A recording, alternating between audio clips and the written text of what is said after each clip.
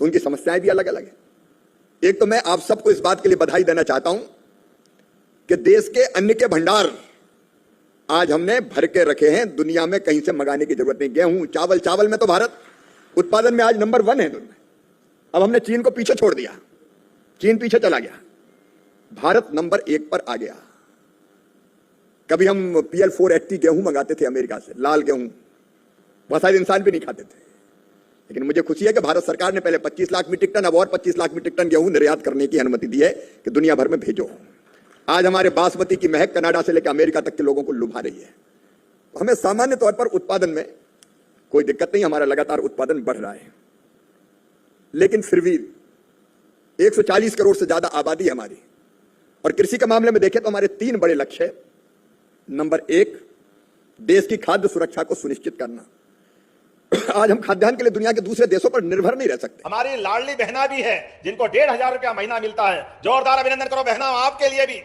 हमारी सरकार ने देश भर में माता बहनों का सम्मान बढ़ाते हुए इस भाव को रखा है कि हमारे तो देवी देवता भी माता का नाम लो तो भगवान प्रसन्न होते हैं, आशीर्वाद देते हैं। जब तक राधा जी नहीं बोलो, कृष्ण कन्हैया आनंद के साथ मुस्कुराते नहीं है। जब तक सीता माता याद मत करो तो भगवान राम का आशीर्वाद नहीं मिलता है। और भोजन की थाली पे बैठो या कोई काम संपन्न करो तो प्रेम से क्या नारा लगाते हैं? नमक पार्वती पते हर हर। गांव गांव में गूंजता है भोले बाबा को याद करते हुए नारा। यह एहसास कराता है हमारी माता बहनों के प्रति आदर के साथ देखने की संस्कृति का। लेकिन हमने 5000 साल पहले वो घटना सुनी थी कि भरे दरबार में द्रौपदी का जो चीरहरण करते हुए बहन द्रौपदी के साथ जो अन्याय कौरवों ने किया था, याद करो 4-6 दिन पहले लोकसभा में वो ही नाटक दोहराया गया। वही नाटक, उधर कौरव थे इधर कांग्रेसी थे, दोनों में कोई अंतर नहीं। वो का वही माहौल बनाया गया। मुस्कुरा मुस्कुरा करके बहनों के साथ उनको जो अधिकार देने का निर्णय माननीय नरेंद्र मोदी जी की सरकार के द्वारा लिया गया था। जोरदार अभिनंदन करो माननीय नरेंद्र मोदी जी की भावना के लिए। कितना प्रेम से सबको साथ लेकर के चलने के लिए मोदी जी ने कितने ढंग से बात करी थी। क्या ये हमारी बहनों को उनका अधिकार दीजिए, देश की आधी आबादी को उसका महत्व दीजिए। लेकिन जितने भी प्रयास करना सब कर लिए। ये वही कौरवों की तरह कांग्रेस के लोगों का मन था। बहनों के बारे में उनको जरा दया नहीं आई। 2029 में उनका अधिकार देने का मामला था, लेकिन कांग्रेसियों ने किंतु परंतु ये वो कुछ भी करते रहे। माननीय मोदी जी ने तो कहा, अरे भाई तुमको श्रेय चाहिए तो मैं विज्ञापन छपा दूंगा, तुम जिस जगह बोलोगे वहां हम कहने को तैयार है। आपने तो कभी बहनों को मान सम्मान नहीं दिया, लेकिन हम मान सम्मान देने को तैयार है। लेकिन ये कांग्रेसी उसी लाइन पे चले जो वर्षों से करते आए थे। 3 तलाक के मामले में भी इन्हीं राहुल गांधी जी के पिताजी ने हमारी बहनों के भरण पोषण के भत्ते का विरोध करते हुए सुप्रीम कोर्ट के आदेश को भी ठुकराया था। और उसी लाइन पे फिर कांग्रेस और उनके नेता चलते गए। मैं आज के इस अवसर पर हमारी सरकार की विशेषता बताते हैं। मैं पत्रकार वार्ता में था तो वहां पत्रकारों ने कहा कि कोई बात नहीं, आपने सरकार में वहां बिल नहीं पास हुआ तो आपके संगठन में क्या कर रहे हो? हमने कहा हम संगठन में 30% आरक्षण दे रहे हैं, यह हमारी पार्टी की भावना है। और उतना ही आगे हमने तो कहा कि सरकार में भी हमारी 17 बहनें कलेक्टर है। जोरदार। तो एक, खाद्य सुरक्षा सुनिश्चित करना, दूसरे किसान की आजीविका सुनिश्चित करके उसकी आय बढ़ाना, और तीसरा पोषण युक्त आहार उसको उपलब्ध कराना। ये 3 हमारे बड़े लक्ष्य। और इनको लेके जो हमने रणनीति बनाई है 6 सूत्रीय। उत्पादन बढ़ाना, उत्पादन की लागत घटाना, किसान को पसीने की कीमत मिल जाए इसका इंतजाम करना। भगवान ना करे लेकिन फिर भी खेती जलवायु पर निर्भर है, मौसम पर निर्भर है, नुकसान हो जाए तो उसकी भरपाई भी हो जाए। इसी साल पंजाब में, उत्तराखंड में, हिमाचल में बाढ़ के कारण, अतिवृष्टि के कारण बहुत नुकसान हुआ। लेकिन इसके साथ साथ एक और है कृषि का विविधीकरण। डाइवर्सिफिकेशन बहुत जरूरी है, मैं उसमें अभी विस्तार से नहीं जाऊंगा। और एक चिंता हम सबके मन में है। अभी मुझे रास्ते में शाही जी बता रहे थे कि पिछले कुछ वर्षों में उत्तर प्रदेश में लगभग 30 लाख मीट्रिक टन उर्वरकों की खपत बढ़ी है। मुझे जो आंकड़े बता रहे थे, हर साल 4-5 लाख मीट्रिक टन फर्टिलाइजर की आवश्यकता बढ़ रही है। ये बढ़ती हुई आवश्यकता वास्तविक है या फिर रामलाल डाल रहा है तो श्यामलाल को भी उतना ही डालना है? मिट्टी में जरूरत है कि नहीं है, माटी कैसी है, इसको देखे बिना डाले जा रहे हैं। और इसका दूसरा परिणाम यह होगा कि मिट्टी की स्वास्थ्य खराब हो जाएगा। वह पंजाब जैसे राज्य इस तरह की समस्या का सामना कर रहे हैं। तो हमको प्राकृतिक खेती, जैविक खेती, बाकी जो पद्धतियां क्या उनकी तरफ भी नहीं बढ़ना चाहिए। इन सब चीजों पर डाइवर्सिफिकेशन का मतलब यह भी कि केवल गेहूं चावल नहीं, हमको फल भी चाहिए, सब्जियां भी चाहिए, औषधि खेती भी चाहिए, बाकी चीजों का इंतजाम भी करना है। तो इसलिए डाइवर्सिफिकेशन की तरफ भी हम बढ़ें, उस पर विचार करें। 4-5 चीजें जो मुझे बहुत जरूरी लगती, केवल उतनी बात अभी मैं करूंगा, बाकी शाम को चर्चा करेंगे। एक तो सबसे महत्वपूर्ण चीज है इन सबके लिए बीज। बीज आधार है हमारा। अच्छे बीज चाहिए, जलवायु के अनुकूल बीज चाहिए। हमारा नेशनल सीड कॉर्पोरेशन से लगा के राज्यों के बीज विकास निगम तक अलग अलग, आईसीआर ने तो लगभग अभी पिछले 10 सालों में ही 3400 किस्में अलग अलग बीजों की तैयार की है, अलग अलग कंडीशंस के लिए अलग अलग तरह के बीज। तो इन बीजों का बेहतर उपयोग और उसकी उपलब्धता। अब हम खरीफ के बारे में बात करें, इस साल एक समस्या का हमको और सामना करना पड़ सकता है। अल नीनो के प्रभाव के कारण बारिश कम होगी, ऐसी आशंका है, मौसम विभाग बता रहा है 92% ±5।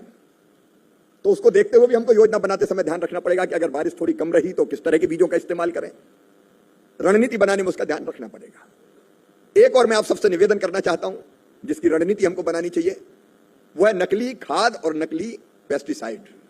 विकसित कृषि संकल्प अभियान में ये समस्या इतनी उभर के सामने आई थी कि इससे बचा लो हमें, किसान ये कहते थे।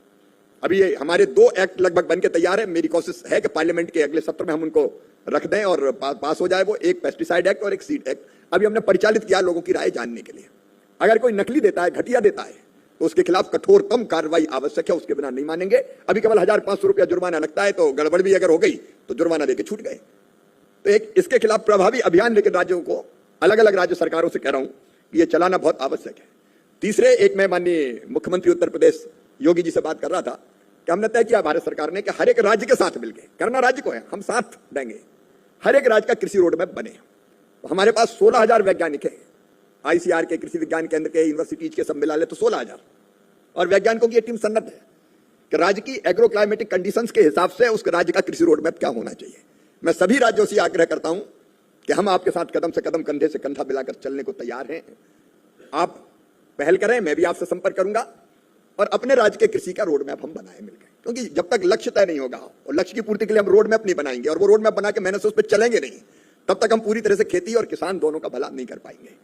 और इसलिए हर राज्य से मेरी अपील है कि हम बैठें, बातचीत करें। कई राज्यों से मेरी चर्चा हुई है और मिलकर बैठ के खरीफ का, रबी का प्लान तो बनाई, लेकिन हम लॉन्ग टर्म के लिए, दीर्घकाल के लिए भी एक रोड मैप बनाए। हम आपके साथ दिन और रात उसके लिए काम करेंगे। एक और मैं आप सबसे आग्रह कर रहा हूं, फार्मर आईडी बनाने का काम तेजी से चल रहा है। कुछ राज्य बहुत अच्छा कर रहे हैं, कुछ राज्यों में काम थोड़ा कमजोर है। ये फार्मर आईडी, किसान की अलग पहचान पत्र, कई रोगों की दवा है। अब किसान को अगर बैंक से लोन लेना है तो ये कागज ला, वो कागज ला, वो कागज ला, घूमता ही रहता है। फार्मर आईडी है तो किसी चीज की जरूरत नहीं, बैंक में वो रखी तो सारे डिटेल फार्मर आईडी में 2 मिनट में लोन सैंक्शन हो सकता है। ऐसी एक नहीं, 17 तरह की सुविधाएं फार्मर आईडी पर। तो मेरा आग्रह है कि फार्मर आईडी हमारे राज्य में कितनी तेजी से बन रहा है, जहां शिथिलता हो कृपया करके तेजी लाएं। हम आपके साथ खड़े हैं, वो काम बहुत जरूरी है। एक चीज की तरफ और मैं ध्यान दिलाना चाहता हूं, वो है केसीसी, किसान क्रेडिट कार्ड। अभी मैंने समीक्षा की तो पूरे देश में 7.5 करोड़ कार्ड बने हुए हैं, लेकिन उनमें भी एक किसान के 2-2, 3-3 खाते होते हैं, तो 2-2, 3-3 हो सकते हैं। और किसानों की संख्या हमारे यहाँ लगभग 13 करोड़, 7.5 करोड़ केवल बने हुए हैं। इसलिए राज्य सरकार अभियान चलाए, केंद्र पूरा साथ देगा कि वो किसान जो वंचित है आपके किसान क्रेडिट कार्ड से, उन सबके किसान क्रेडिट कार्ड बना के हम कम ब्याज पर लोन देने की पुख्ता व्यवस्था कर लें। इसका छोटे किसानों को, लघु किसान, सीमांत किसान, जो मार्जिनल फार्मर है, उनको निश्चित तौर पर इसका बहुत लाभ होगा। तो मैं आपके साथ मिलकर यह काम तेजी से करना चाहता हूं। एक और मेरा निवेदन है, हमने विकसित कृषि संकल्प अभियान, माननीय योगी जी पिछले साल चलाया था विकसित कृषि संकल्प अभियान। तो हमारे वैज्ञानिकों की फौज, हमने कहा ये लैब में बैठ के क्या करोगे भाई, लैब में आप रिसर्च करो, उसकी जरूरत है। नमस्कार किसान भाइयों, मुख्यमंत्री डॉक्टर मोहन यादव जी ने और सीएम शिवराज सिंह चौहान जी ने, जो केंद्रीय कृषि मंत्री हैं, उन्होंने 10 बड़े ऐलान किए हैं। साथ ही केंद्रीय कृषि मंत्री माननीय शिवराज सिंह चौहान जी ने किसान सम्मेलन में आज कहा है कि पीएम किसान योजना की किस्त जल्द आएगी और 23वीं किस्त के 2-2 हज़ार रुपये करोड़ों किसानों को जल्द मिलेगी। और साथ ही 4 करोड़ किसान क्रेडिट कार्ड, यानी कि 4 करोड़ केसीसी किसानों को मिलेगा, जिससे लोन वो ले सकेंगे 0% ब्याज पर। साथ ही डॉक्टर मोहन जी ने बताया है कि लाडली बहनों को 1500 रुपये हम देंगे, जो 36वीं किस्त है। और साथ ही मध्य प्रदेश के किसानों को सीएम कल्याण योजना की जो किस्त है 14वीं किस्त 2-2 हज़ार रुपये, वो मध्य प्रदेश के 83 लाख किसानों के खाते में जल्द पैसा डलेगा। आवास योजना के अंतर्गत शिवराज सिंह चौहान जी ने बताया 2 करोड़ आवास ग्रामीण क्षेत्र में मिलेंगे। पहली किस्त जो है 40,000 रुपये की जारी की जाएगी। दोस्तों, राज्य की अलग अलग परिस्थितियां होने के कारण एक साथ कृषि संकल्प अभियान चलाना उचित नहीं है। अब अगर पहाड़ी राज्यों में चलाना है तो मैदानी राज्यों के साथ नहीं चल सकता, क्योंकि अब पूरे नॉर्थ ईस्ट में बारिश पहले ही आ जाती है और हम कहें मई में जाके कि विकसित कृषि संकल्प अभियान चलाओ तो वहां तो पानी गिरने लगता है। और इसलिए ये जवाबदारी मैं आपको दे रहा हूं। हमारे वैज्ञानिक तैयार है, हमारी टीम तैयार है और कृषि मंत्री भी भारत सरकार तैयार है, क्योंकि किसानों की सेवा ही अपने लिए भगवान की पूजा है। आप तय कीजिए अपने राज्य का विकसित कृषि संकल्प अभियान कब आपको चलाना है और आप अपना कार्यक्रम बना लीजिए कि हमें ये 15 दिन 20 दिन चलाना है। भारत सरकार के सब वैज्ञानिकों की टीम आ जाए, हमारी पूरी टीम आपके साथ, आप जहां जहां कहोगे वहां जाएगी, चौपाल लगाएगी, बात करेगी सीधे और किसानों तक सीधे आधुनिक ज्ञान विज्ञान और अनुसंधान को पहुंचाने का काम करेगी, ताकि सीधे किसान को फायदा पहुंच सके। लेकिन कृपया करके पहल आप कीजिए, क्योंकि आप ज्यादा अच्छे ढंग से जानते हैं कि राज्य में कहां कराना है, कब कराना है। तो मुझे लगता है इस अभियान को भी हम लोग ठीक से चलाने की कोशिश करें। अलग अलग विषयों पर अभी चर्चा है, उनकी मैं विस्तार में भी नहीं जाऊंगा, क्योंकि आपके सामने प्रेजेंटेशन होगा। और ये केवल भाषण वाला कार्यक्रम नहीं होगा, आपके सामने एक विषय पर, जैसे केसीसी का विषय, आपके सामने प्रेजेंटेशन होगा और प्रेजेंटेशन के बाद फिर आपसे चर्चा होगी, आप अपनी बात कह सकेंगे, किसान प्रतिनिधि बैठे हैं वो भी अपनी बात कह सकेंगे। तो ये संवाद होगा, इसमें केवल भाषण नहीं होंगे। भाषण का तो यही सत्र कह लीजिए, इसको भी मैं भाषण नहीं कह रहा, मोटी चीजें सामने रखनी थी वो। और अंत में फिर हमारे सारे राज्यों के कृषि मंत्रीगण बोलेंगे। कंक्लूड करने के लिए मुझे कुछ कहना हो तो कहूंगा, नहीं तो हम लोग चर्चा करेंगे आपस में। एक विषय उसका प्रेजेंटेशन, फिर हम चर्चा के लिए खोलेंगे। राज्यवार भी प्रेजेंटेशन होगा उसका, किस राज्य में क्या स्थिति है, और फिर हम बैठ के तय करेंगे कि आगे क्या करना है। तो बहुत उद्देश्यपूर्ण है ये कॉन्फ्रेंस। ये केवल एक कर्मकांड जमीन है। अब उसमें केवल अनाज से वो अपनी आजीविका चला लिया नहीं हो सकता, तो अनाज के साथ साथ क्या कर सकता है, फल कर सकता है, सब्जी कर सकता है,